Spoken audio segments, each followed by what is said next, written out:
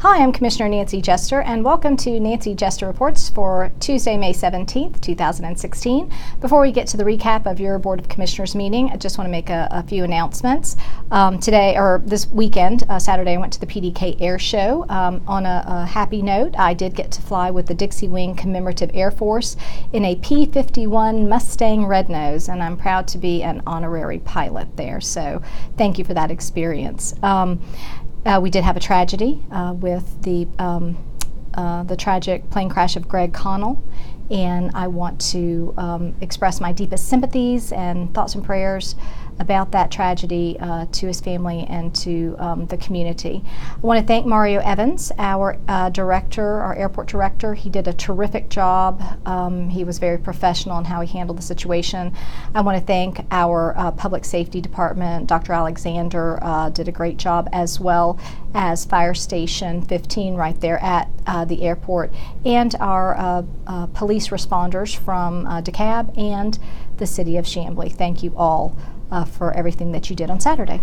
I also had time yesterday. I went by the Snapfinger wastewater treatment plant to review and be a witness to their blasting session that they did yesterday, so and also to go around and look at the construction. This is the largest project that you have going on, spending your tax dollars, so it was very important for me to see that. I encourage all my fellow commissioners to go down and see that construction as it goes forward. Thank you to the Department of Watershed Management for giving me a great tour. It was very illuminating. Want to draw your attention to a couple of upcoming events. This Saturday, May 21st, from 9 a.m. to 11 a.m., I'm partnering with the Tucker Civic Association for a Stock the Pantry event at Fire Station 5 in Tucker. That's at 4013 Lawrenceville Highway. And again, that's from 9 a.m. to 11 a.m. So come out, bring cereals, staples, non-perishables, drinks, snacks. Bring your kids, see the fire trucks, and help stock the pantry for Fire Station 5. Again, that's this Saturday, Fire Station 5, 9 a.m. to 11 a.m.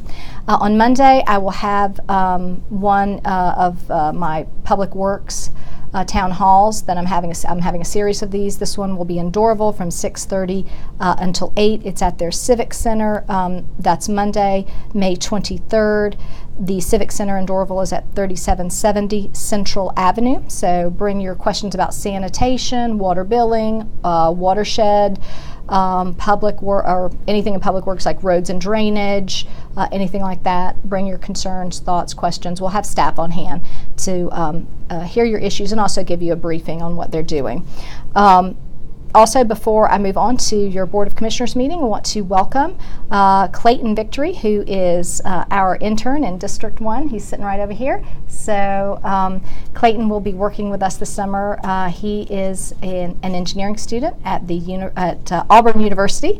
So please, when you see him, say hello, and you'll probably be hearing him if you call us on the phone in District 1. So, okay, on to Board of Commissioners meeting. So one of the things we covered today was something that had been brought up by you, the public, which was that when you were coming to make public comment, you were being told you couldn't use the commissioners' names in your remarks. You couldn't say, hey, Nancy Jester, I don't like something you did, or I do like something you did. So you came, many of you came today to tell us about your displeasure with that. Thankfully, based on your emails, your message got through loud and clear, and I want to say I stand with you about that whole issue, because it is ridiculous for someone to say, limit your speech and say you can't say anyone's certain names when you do public comment. So even before public comment, our county attorney stood up and did say, no, that's not a rule. Of course you can do that. And then we had many folks make public comment today and tell us what they thought of that issue. So we've made headway there, and that's because of you, and that's because of you standing up for what was right, and I'm happy to support you in that endeavor. One of the things we did, we've been working on, again, motivated by my discussions with you, the public, is how can we increase your time to do public commentary, and how can we make it more convenient for you to attend meetings.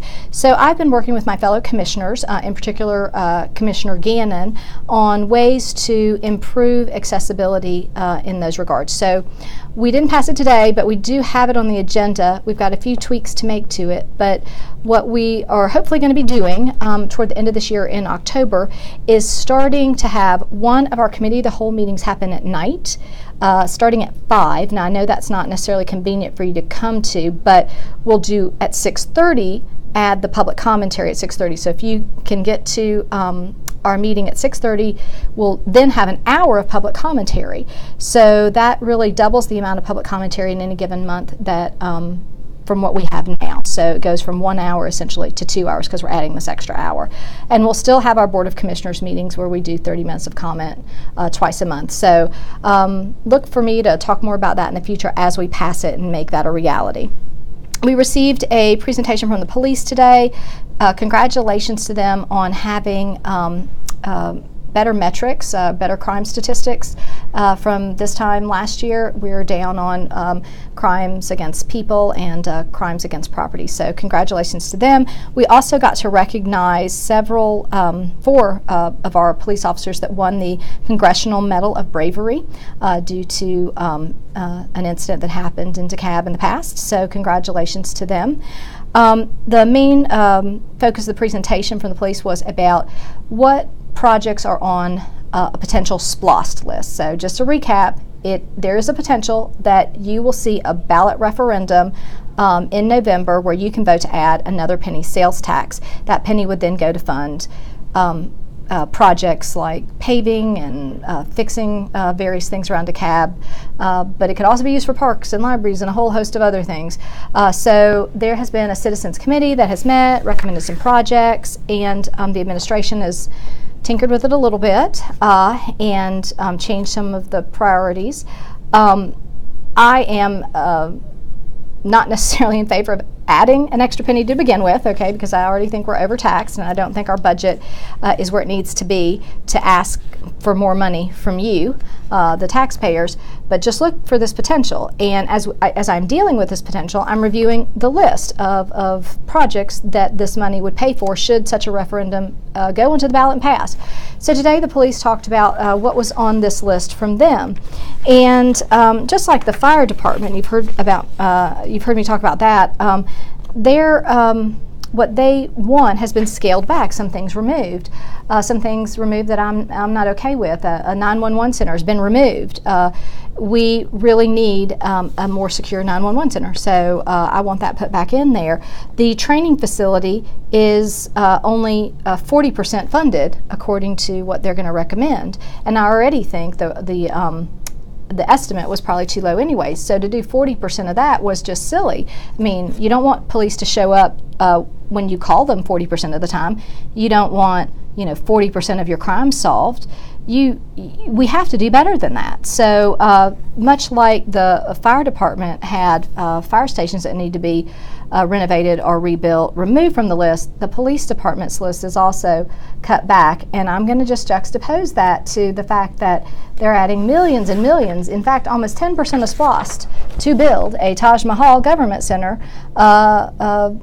in probably somewhere at the Memorial 285 area. And I don't have a problem with building a building in that area. We sold a building here in Decatur for about $13 million, and I think it's fine to build a replacement building with that money because we received it in that sale. But to put in this Taj Mahal government center that's going to cost upwards of $50 million while we are not paving the streets properly, there's not enough money in SPLOST going to that, and not shoring up our public safety facilities, that's just unacceptable. So it shows what people's priorities really are. And my priorities are paving the streets and improving public safety for the citizens of DeKalb County, because those things are necessary for economic development. You can watch my 2 videos I've done about this on social media. There's one about the police training facility. There's several about the fire departments, various fire stations around, and there's one about the Taj Mahal. So look out for those, and those will that'll update you on where I stand there. Tonight we will have a zoning meeting at 6:30. We'll also have one this Thursday at 6:30 to handle zoning issues in DeKalb. One thing to note is that we have something on the agenda to consider basically changing the time frame when somebody can amend the zoning for their property, and this has to do with property in Tucker, the Sears, old Sears development there at Mountain Industrial and Hugh Howell. This is not a review of the application. This is not a rezoning. This does not suggest approval or denial or anything along those lines. It's simply to let the zoning proceed forward on an alternate time frame than currently is allowed. So that will happen. So that's my update, and I will see you next time on Nancy Jester Reports.